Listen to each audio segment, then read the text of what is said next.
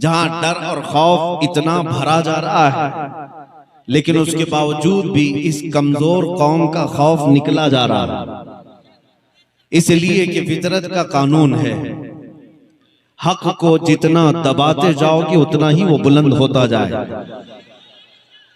साल भर पहले या 2 साल पहले इतने नारे लब्बैक के नहीं गूंजते थे, लेकिन बाज कुत्ते भेड़िए मैदान में आए जिन्होंने मेरे आका सल्लल्लाहु तआला अलैहि वसल्लम की अजमत पर उंगलियां उठानी शुरू की। फिर क्या था कि हमने हिंदुस्तान के मशरिक और मगरिब, शुमाल और जनूब को देखा, बूढ़ा जवान क्या हर बच्चा भी पुकारने लगा, या रसूल अल्लाह मैं आपके लिए हाजिर हूं। मतलब क्या होता है लब्बैक या रसूल अल्लाह का? ऐ अल्लाह के रसूल मैं हाजिर हूं। किस बात के लिए हाजिर हूं? सिर्फ हाजिरी देने के लिए नहीं, मुझे इस बात का यकीन है रात के 12 बजे कोई नेता आए और इतना बड़ा मजमा जमा के दिखाए। हो सकता है 100 रुपये, 200 रुपये, 500 रुपये में तुम जमा कर लोगे इलेक्शन के माहौल में, लेकिन ये जो सुन्नियों का मजमा है ये नोटों के लिए नहीं आया है, अपनी गर्दने मुस्तफा के कदमों में निछावर करने आया है। हर एक का ये जज्बा होता है। मेरे अजीजों, मैं आज ही आ रहा था, इससे कबल भी इसी जिले के किसी इलाके में मेरा इजलास हुआ था। डिपार्टमेंट के लोग काफी परेशान रहे, हमारे रिश्तेदार हैं पूरे हिंदुस्तान भर में। वजी मियां साहब भी फरमा रहे थे, बाज़ाब्ता तरीके से कुछ लोगों ने हमारी इमेज ऐसी क्रिएट की है। मैं आज आपके इस इलाके में आ रहा था तो कुछ लोगों ने मुझसे ये कहा कि आप बार बार यहाँ जाना थोड़ा सा कम कर लीजिए, यहाँ पर एक बहुत अलग किस्म का राज है। हमने अपने दिल में ही अर्ज किया और बल्कि उनसे यही कहा, ज्यादा से ज्यादा किस बात से डराओगे हमें? बिल्डोजर से? जिंदाबाद जिंदाबाद, इससे ज्यादा क्या है तुम्हारे पास? लेकिन अल्लाह की कसम, जो हकीकी मुसलमान है वो बिल्डोजर के दांतों से नहीं डरता, जिसे यकीन है कि मेरे पास बाजुए हैदर कर्रार, जिसने मरहब को पछाड़ा है, जिसकी ताकत की बोलती पूरी दुनिया में बोली जाती है। बहरहाल मुसलमानों को खौफजदा होकर जीने की जरूरत नहीं।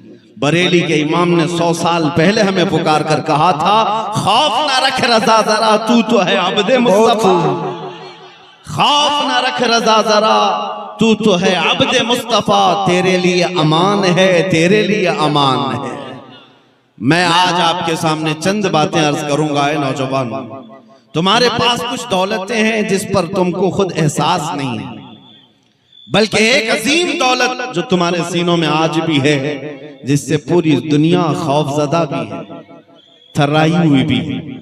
सबको पता है ये बिछड़ी हुई कौम है, बैकवर्ड, और बल्कि सर्वे के मुताबिक ये भी कहा जाता है कि मुसलमानों की हालत जार हिंदुस्तान में ऐसी है कि यहाँ के जो SC ST तबके से ताल्लुक रखते हैं उनसे भी पीछे आ चुके हैं। ये गवर्नमेंट की रिपोर्ट है, गवर्नमेंट के सर्वे की रिपोर्ट है।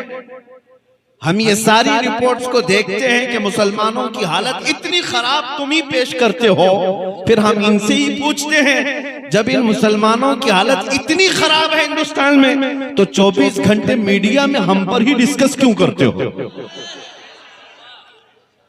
फिर हर घड़ी हम ही टारगेट क्यों है, हम ही निशाने पर क्यों है? अरे मियां, हालत तो ये है कि हमारे नाम पर तो तुम इलेक्शन भी जीतते हो, अगर हमारा नाम नहीं लोगे तो माहौल गर्म भी नहीं होगा। वैसे आपने कभी महसूस किया इस मुल्क में और भी लोग हैं, सिख भी हैं, ईसाई भी हैं, जैन भी हैं, पारसी भी हैं, लेकिन इलेक्शन का मुद्दा तो सिर्फ मुसलमान है। उसकी वजह क्या है?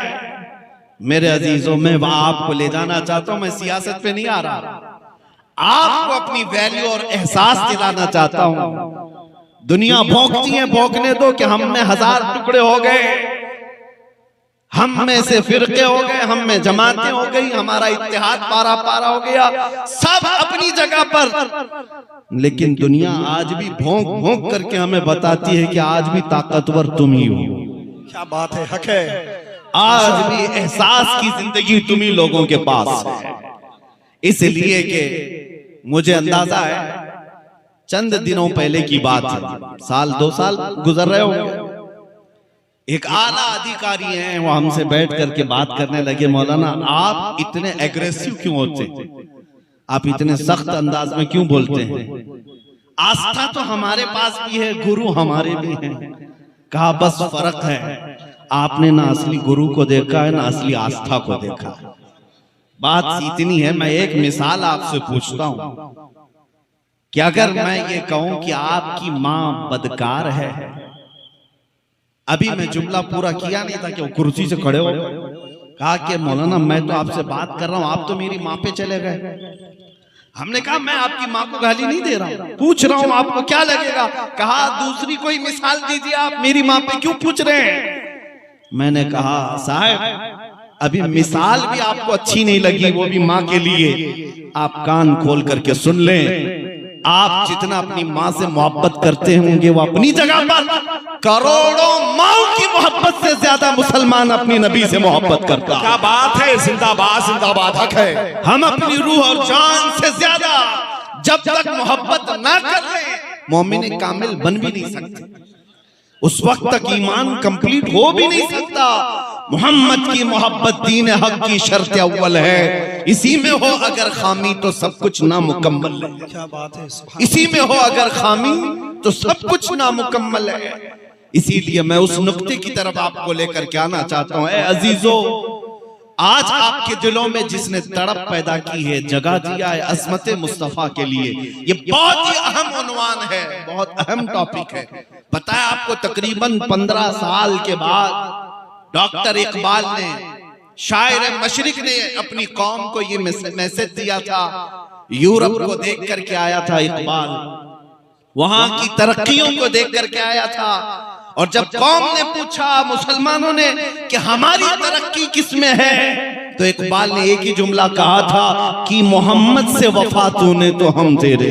बहुत खूब। ये जहां चीज है क्या लौहो कलम तेरे, तुम्हारी तरक्की का राज सिर्फ इतना ही है, उस नुक्ते पर आ जाओ जहां मेरे मुस्तफा ने अपने सहाबा को छोड़ा था।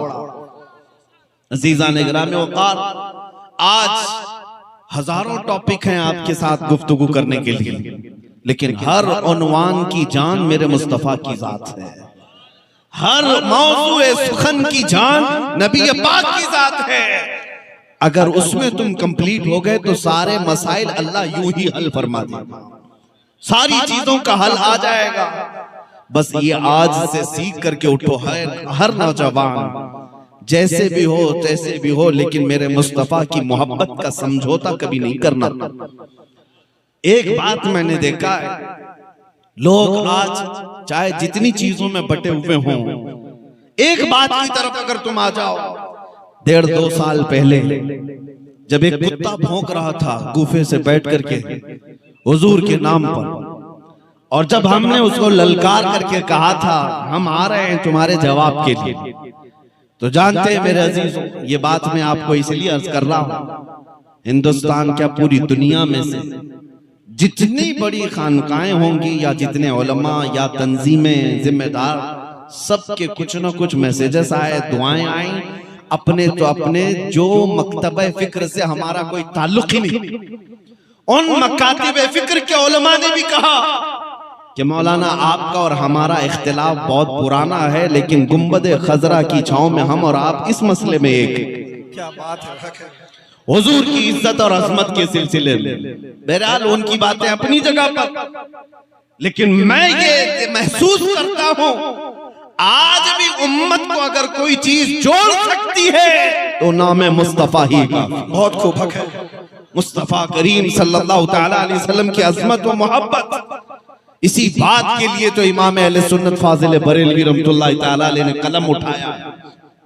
जिस मसले पर सबसे ज्यादा शिद्दत की है आला हज़रत इमाम अहले सुन्नत ने, वो मेरे मुस्तफा करीम की अजमत के मामले में, अजमत रिसालत, नामूसे रिसालत का मसला हमारी जिंदगी का सबसे अहम उन्वान है, सबसे अहम टॉपिक है।